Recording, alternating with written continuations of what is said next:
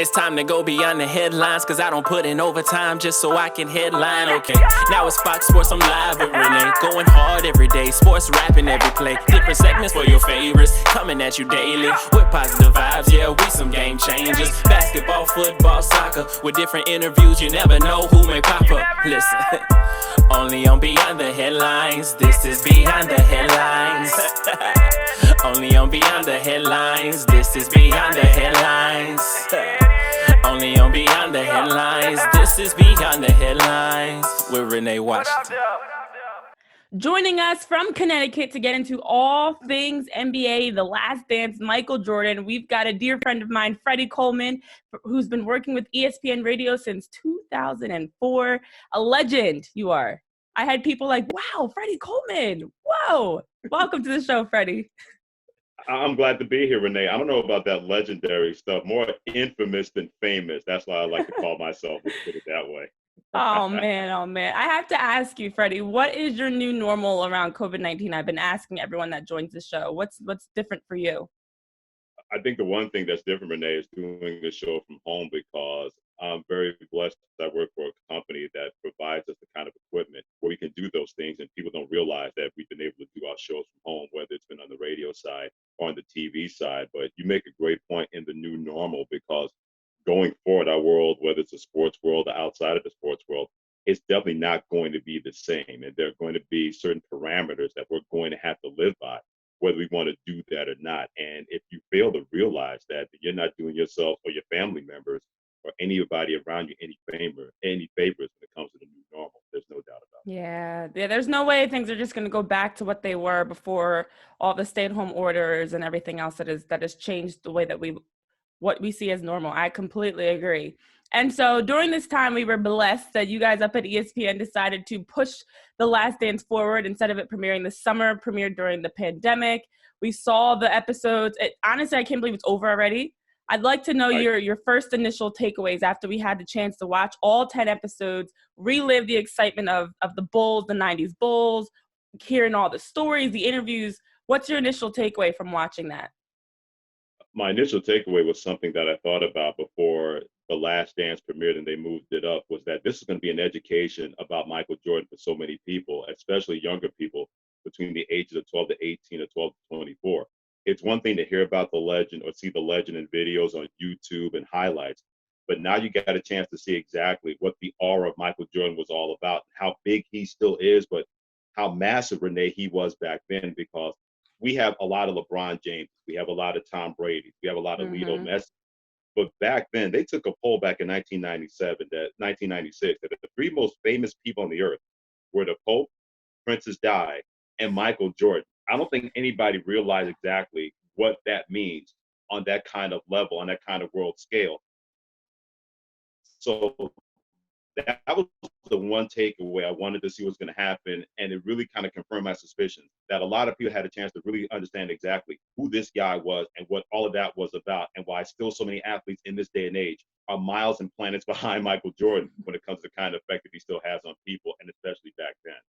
Oh, yeah. And I think that's exactly, as you mentioned, the biggest piece that this brought was an education aspect. I know for myself, I was born in 92.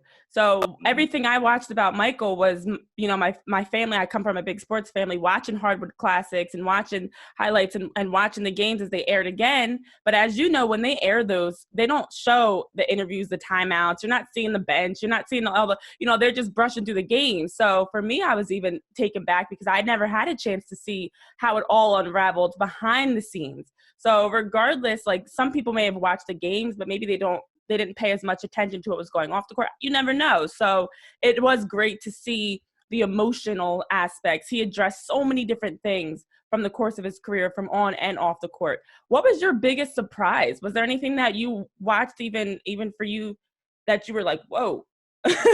Were there any moments that really took you back and surprised you in a sense? Renee, everything you just mentioned, because think about this, in the world we live in now, everybody has a camera phone, whatever's around. Back then, you didn't have that. So you could basically hide in plain sight if you were a Michael Jordan, if you were a Dennis Rodman, if you were any successful athlete or entertainer, because everybody was not trying to get in your business. You can't have a Michael Jordan today. You can't have a Dennis Rodman today where Dennis Rodman leaves a team during the NBA Finals and not a lot was made about that. TMZ would have a 30 for 30 on that alone, just Dennis Rodman doing something like So that. true. So that's the one thing about that was an education for me, because so many things that were behind the scenes that we did not know about. I didn't realize that the guys that were personal protectors of Michael Jordan were his best friends. These guys were former cops, former DEA agents that were able to surround him and protect him. I didn't know about that, for example. Also, the Kenny Lattimore situation. Michael Jordan got the album from Kenny Lattimore, The Soul of a Man. He didn't release that until October 1996. And we had Kenny Lattimore on our show this week. And I said, how did you guys become friends? He said, Michael Jordan loved my first album and he reached out to me. So when Soul of a Man came out, I was able to give that to him. So that's what he was bumping to days like this. I didn't know that existed. And Kenny Lattimore said, yeah, I didn't put out the record until October. Ooh. So there were so many things that was an education for me, to your point, Renee, about all the things behind the scenes that we were not party to back then, because nobody spoke about those things because they respected the privacy of Michael Jordan and the Chicago Bulls. That would never, ever happen in 2020 like it did in the 1990s when they won 6 championships in 8 years. That's such a great point, and that's something that, you know, has really allowed our coverage of sports and anything, honestly, to change, because we do have the ability to literally see everything people are doing. There's no privacy. We're seeing, there's always video footage somewhere of something. Like, no matter how secretive you think you're being, someone always caught that on tape. So it is interesting, as you talk about, like, even if you were at an age where you could remember everything, you still weren't seeing the behind the scenes aspects that we were seeing. I mean, they got into everything around Michael's dad's death, even Steve Kerr's dad's death, the gambling, him and Isaiah Thomas. We got to see it all, and we got to hear it all get broken down. And I think that's something that MJ was also doing, was breaking down some of these misconceptions and confusions. But there's one confusion that I just can't wrap my head around, and I don't think anybody can, but coming off of their 5th championship, they're the top of the sports world going into that 98 season. And Jerry Krause is announcing that, you know, we're going to break up the Bulls. Phil Jackson's not going to be back next year. I was hoping to get a more clarity around that, seeing the documentary and watching The Last Dance unfold, which is what became The Last Dance. Do you, I mean, does it make sense to you I understand that as athletes get older, you know, you don't know how much longer you're going to have with them being on top of the sports world. I get that. We hear that question around players all the time. But that Bulls team, one of the best teams in NBA history, and you're talking about breaking them up and then rebuilding. Does that even make sense to you now after watching The Last Dance? I mean, I know we can look now and see the way the 99 playoffs played out, and it's different. We've seen what happened after, but does that change anything about your surprise about that decision when Jerry Krause was announcing that the Bulls were no longer going to be, the roster was going to change, Phil Jackson was no longer going to be there? Jerry Krause gets a lot of blame for seeing into the future, because Jerry Krause clearly understood, as great as this is not going to last forever, because he had to look at everything from a player's age to a player's contract. He knew that Scottie Pippen was not going to come back under the same kind of salary cap that he was under when he wanted that big payday. He knew that somebody was going to swoop in and give the kind of money that Scottie Pippen had been looking for from the Chicago Bulls. But Scottie Pippen was the one that signed that contract for 7 years and $18 million. So he put himself in that situation. I've always been a big believer that it's easy to have revisionist history, Renee, when you can look back and say they should have done this, they should have done that. But you look back at it now with Jerry Krause, and even though that next season was a strike-shortened season, only 50 games, there are no guarantees that the Pacers would have beaten them in the series, that the Hawks would have beaten them in the series, that the Knicks would have beaten them in the series. That's the unknowable when it comes to that. Jerry Krause wanted to make sure that whatever unknowable was going to happen with this organization, they were going to be fortified for the future.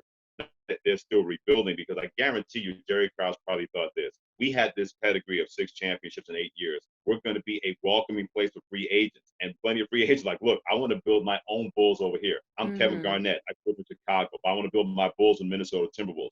I'm Kobe Bryant. I love Michael Jordan. I want to build my Bulls here with the Los Angeles Lakers. So that was the one thing I think Jerry Krause could not have anticipated, thinking that that place was going to be a Pied Piper for players after what was happening with Michael Jordan, Scottie Pippen, and other players surrounding those guys. And it didn't happen.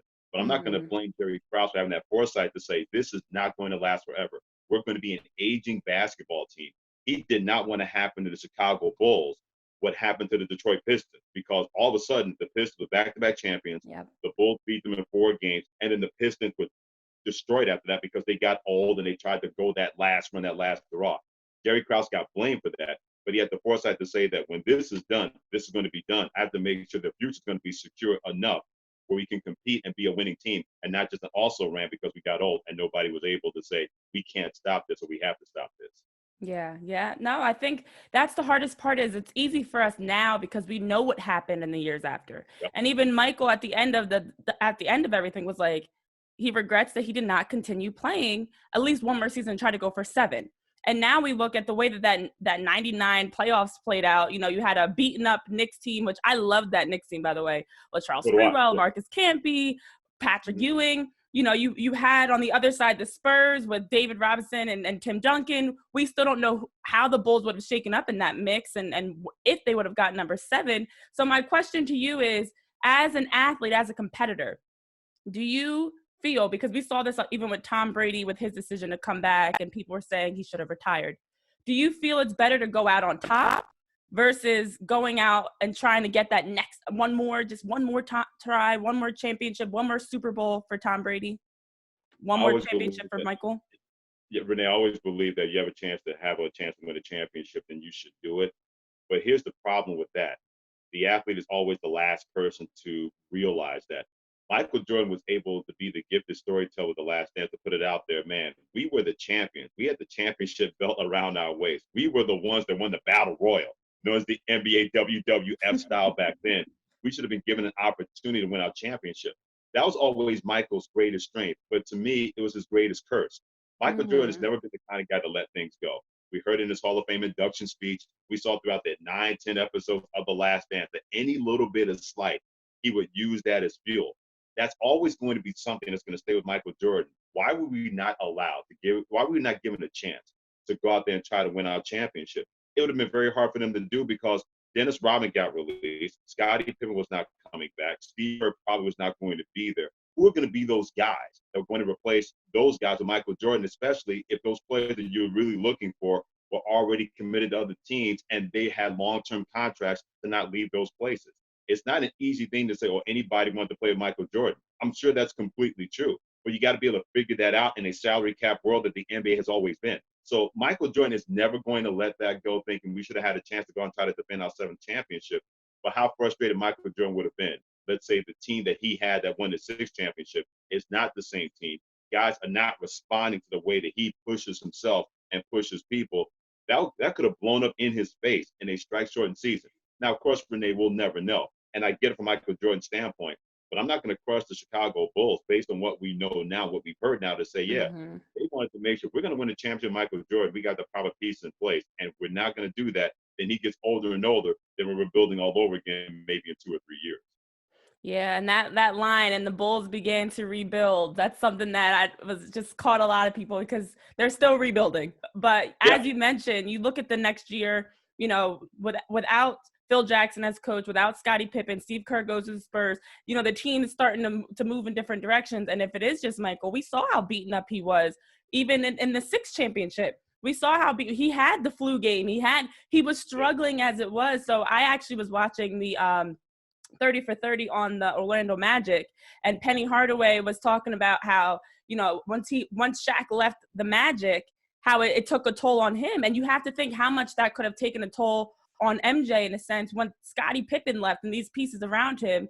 And now it is more on him, and he's older later in his career. He's not young MJ, young Mike, you know, so we never know. And it could have gone very much the wrong direction. So are there any parts of that series of The Last Dance that you looked at, and as a sports journalist and as someone that's followed the Bulls and seen it all unfold, are there any parts of that you would have done differently, or things that you thought could have been said differently that you were taken back by and surprised by, maybe not for the best reason, like something that may have caught you like, whoa, I don't know about that? You know, Renee, I'm glad that whole Last Dance documentary, even though it's still from Michael Jordan's point of view, was very transparent. I don't think there's one thing that I would have changed, mainly because we got so much new information, or we got additional information regarding big stories. What is the flu game with the pizza and everything like that? Why the Mm-hmm. Bulls broke up? There were so many things that came out that I said to myself, boy, I didn't know that. Boy, I wish I'd known that then. I completely would leave The Last Dance alone, because I think you try to add on to something, you may wind up diluting the information. I like that they were able to go back and look at Michael Jordan when he left high school, when he got recruited, when he Mm-hmm. first got to Chicago, or the time with him and Steve Kerr losing their dads to violence, or Scottie Pippen, where he was really, it was a tie between Jerry Krause and Scottie Pippen early on, who's going to be the villain of this piece, especially Scottie Pippen quit on his team with 1.8 seconds to play in the 1994 Eastern Conference semifinals in Game 3 versus the Knicks, where Tony Kukoc hit that shot. But then he said he was not going to blank up his summer, because that's why he didn't get to the Bulls in time for training camp. And as it went along, I think Scottie Pippen all of a sudden became vindicated by having that back injury in Game 6, but still going out there to play and being out there for his basketball team. So there were so many different things that I knew about and other things I didn't know about. And Michael Jordan, everybody was really transparent about talking about those things, whether it's opponents like Isaiah Thomas, for example, or Patrick Ewing, or his agent David Falk, or people close to Michael Jordan saying this, this, and this. So there's not one thing about The Last Dance, Renee, that I would change, because so many things were just mind-blowing reactions that so many people had about things they knew about. And then you got stuff that added on to it that made it even better and better when it came to the story of The Last Dance, all 10 episodes. Yeah, yeah, I agree. It was beautiful. It was like the way it was produced, the way it was done. It was incredible, and it gave me chills at times because it was so open and so raw and so transparent that you could feel the emotion. Even 20 years later, you could still feel the emotion of those moments. And for me to even see the other interviews that we had the chance. I mean, we went through the top players of the Bulls. We talked to Phil Jackson. We talked to even Carmen Electra. Like, we got so many different Yeah, perspectives, and then opponents like Magic, and got to hear what they were saying and what they were doing. And for the camera crew that followed everything around, oh, it was incredible, because we got to see so much, and there was not a moment that I was like, they missed something. It was yeah. like they got it right with everything, and everything was perfectly unraveled. So, I'm curious to know your moment. I know I had some moments that were like, wow, like I was fighting back tears. I was like, this is Yeah. so raw and just so open in that aspect.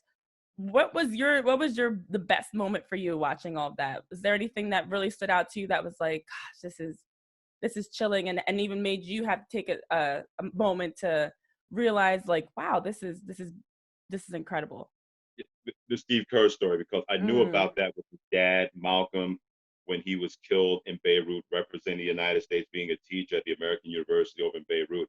And I still remember it, the one story about Steve Kerr and his dad, when Steve Kerr goes to play against Arizona State when he was with Arizona, and kids in the stands were shouting Beirut, Beirut, Beirut, trying to throw him off his game.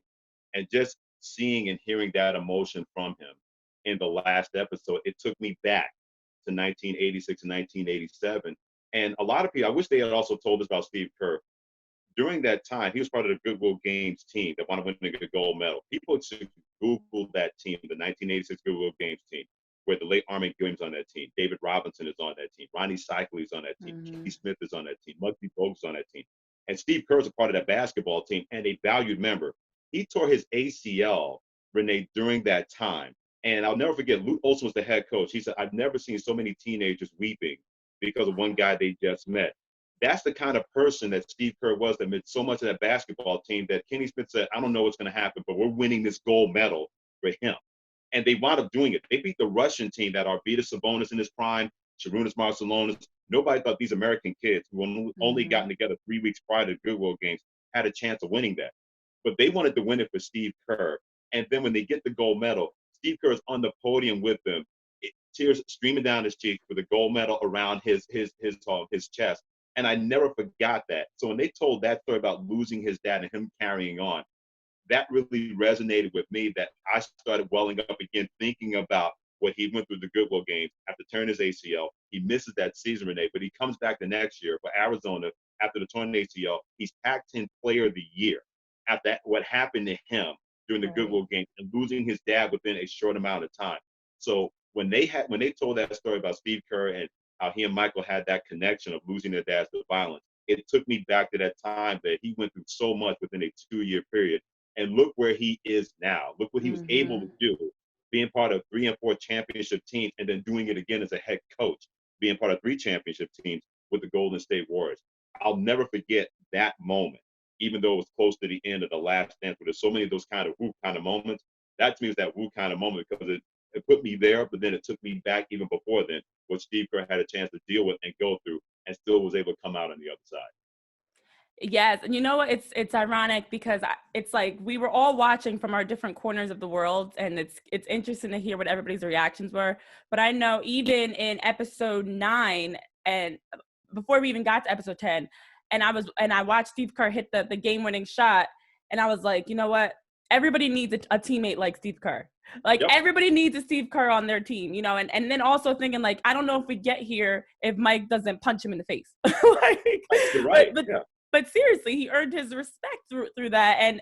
And he's just that player that, as you're talking about, is someone that everyone rallies around. He's not the guy that's leading the team in stats or the go-to guy in crunch time, but he is the player that people still are drawn to because of the way he just plays, the way that he still has it as a coach, right? He's still that same personality as a coach with the Warriors. So I know I got a different type of respect for him because I was like, gosh, he's been through so much, and he still has a smile on his face. He still openly is a great coach. He's one of the best coaches in the league today. He speaks up on issues like off the court. He does so much for the game, and it's beautiful. And it was so great to see what he overcame to get to this point. But I noticed as you even touched on, as we're dealing, looking back on the salary caps and Scottie Pippen and his injuries, Dennis Rodman and his off-court antics and his personality that he was dealing with, trying to figure out who he was. It was a lot that we got to take in, and I wish there was a season 2. You know what? I'm kind of glad there's not a season 2, and here's why. Because it took us about 20 plus years to have Michael Jordan speak. Because Michael Jordan, as transparent as he was, we're not going to get this again, because Michael Jordan's probably thinking, this is my way of letting people know, okay, this is what we went through. This is what I went through. This was Michael Jordan's way to say, you guys talk about this person, that person. Remember, the king is still around. I'm still king of the hill here. Yeah. Everything came after me is based on me. There's no LeBron, there's no Kobe, there's no Chris Paul without me being the guy to look up to. Michael Jordan's always been a very calculating individual. I've always loved that about him. He did not put this out as sort of his shrink moment, his psychologist moment, his lying on the couch moment. No, this is Michael Jordan saying, in case you forgot how big I was and how big I still am and how big I'm still going to be, let me give you a reminder for those who were around at that time. Let me educate those who heard about me but didn't see exactly what I was all about. This way, if you want to have that conversation about the greatest of all time, you're no longer going to slight me anymore, because now you have this information. You have people like Reggie Miller who said, he said, don't come at the Black D's. I said, yeah, Black D's is Black Cat. That's what I called from that standpoint. Nobody's doing that, Renee, in this day and age. No player has that kind of stroke that Michael Jordan had back then and still has right now. So that's one of the beauties about this, that we're not going to get a Last Dance Part 2, because I didn't think we were ever going to get a Last Dance Part 1, because I never thought Michael Jordan was going to say anything. I figured Michael Jordan was going to own the Charlotte Hornets, or not the Bobcats, own that basketball team, go off into the sunset, and call it a day. This was Michael Jordan saying, you know what, before you forget about my resume, remember. And he went through step by step by step by step. Now, no one's going to look at him the same way, being the Charlotte Hornets owner, and say, yo, that's just Michael Jordan, that old head over there. They're going to be like, oh, yeah, that's a bad you-know-what over there. And he's still a bad you-know-what right now. We better recognize that. It was compelling theater, and the fact he was that transparent made it even better. We don't need a Last Dance Part 2. Last Dance 1 is all we need. Yes, I know.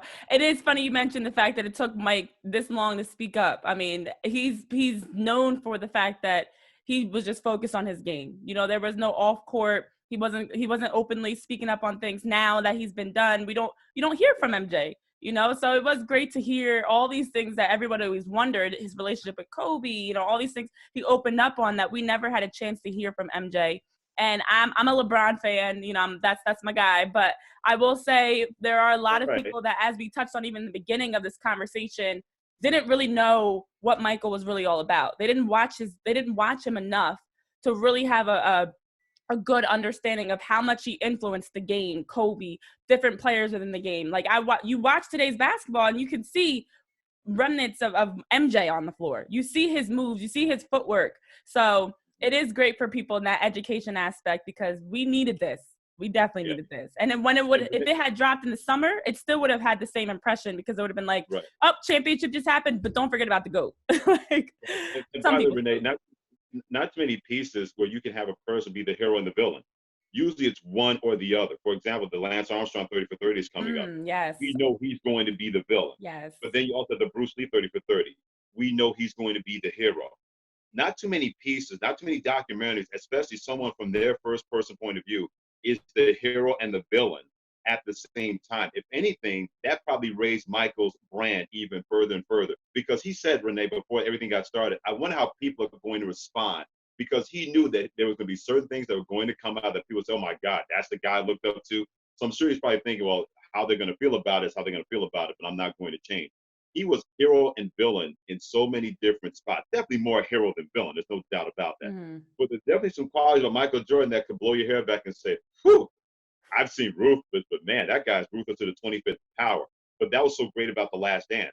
He wasn't trying to say, look at me, I'm the best, or man, I don't mind being a villain. He said, this is who I am. How you respond to it is up to you. But I was going to be that Michael Jordan, and I felt that was going to be the best way for me.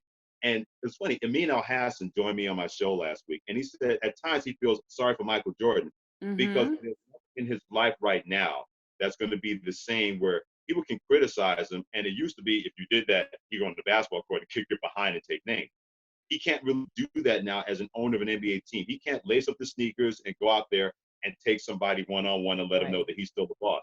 It's a different dynamic for a guy that is the sole reason for a lot of his success was he was a hard driving guy and he was able to bring people along with him and raise up that level. So now he has to be more hero than villain than ever before because he doesn't have that outlet where he can go out there and be that killer that we saw on the court time and time again when he was ruling things in the NBA. Yeah, that's a great point. I mean, his role has changed. You know, he used to be able to, as an athlete, you can do all your talking in the game.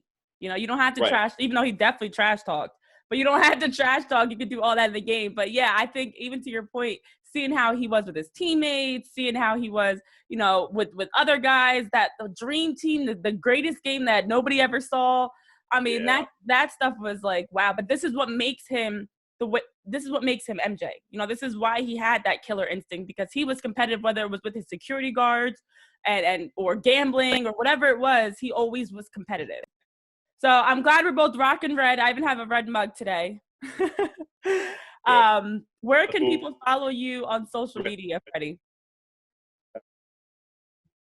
You can always hit me on Twitter at ESPN and also on Instagram at Coleman Experience. And I love always interacting with people, seeing what they have to say, also experience what they're going through. So it's always cool that people reach out to me. I'll reach back out to people. So you can hit me on Twitter, Coleman ESPN, Instagram at Coleman Experience. Perfect. Thank you, Freddie, so much. It's been a pleasure having you on the show. I'm so glad we had a chance to dive into The Last Dance. Great minds really do think alike because I can't believe we're both wearing red, honestly. I was like looking and I was like, so much. I'm following your lead more than anything. The great mind is you. I'm just a great follower from that standpoint, Renee. It's funny because we talked about like what to wear, but we never agreed on anything. And so for us to both wake up and think the same thing, we're here. But, no doubt about that. It has been a pleasure, and I'm excited to see what's next. What's your guess on the NBA? Just before we wrap up, I know everybody's like hoping that we'll jump back into the playoffs. What's your take on all that? What can we expect from the NBA? Yeah. Crossing your fingers, I think that's the answer now that a lot of us have when it comes to the NBA. And I'm hoping that they won't have to take a loss. And what I mean by that is not have a season. But if they're hell bent on having a season and then having a postseason, it's going to happen because no one is going to quibble if the NBA has the playoffs in July, August, and giving us live sports. There's not out there that's going to say, boy, the NBA is making a mistake. I just wonder if they're able to do this without fans and still have to worry about players not testing positive for COVID-19 because, Renee, we don't know where they've been and what they're bringing to the table or the security people. There's no people that have to make sure a game is going to go about an arena into the table, not bringing in that could affect people or expose people. My gut tells me that we're going to have a whole season, but if one person next to an MVP virus, it's going to be shut down all over again. Then they're really going to have to forget it and just start over next season. But I think they're going to try it and see what happens and hope for the best with you, keeping my fingers crossed. But also, don't be surprised and say, you know what, let's not do this. Let's just start over, have our season, start over. Yeah. Yeah, I mean, I think that's the tough part is if one person gets tested positive, I don't imagine they're going to keep it going, you know, and that's as you touch on is what I was thinking is there are so many people that are coming into, even without fans, that are still coming into the arena, players, officials, trainers, coaches, you know, there's so much staff that still has to be involved to make a game operate. And I know European soccer is back, but it's different with an outdoor sport too. So I don't know what's going to happen. I mean, I'd love to have at least the 2020 playoffs, but we'll see what happens. And all we can do, as you mentioned, is keep our fingers crossed. But Freddie, thank you so much for joining the show. Keep those fingers crossed, toes crossed, right? I'm so happy to have had you on the show to be able to talk about The Last Dance, to have matching outfits, and to get into a little bit about what's going on around the basketball world. So thank you so much. My pleasure, Renee. Can't wait to do it again. So let's do it again sooner than soon, okay? Sounds good.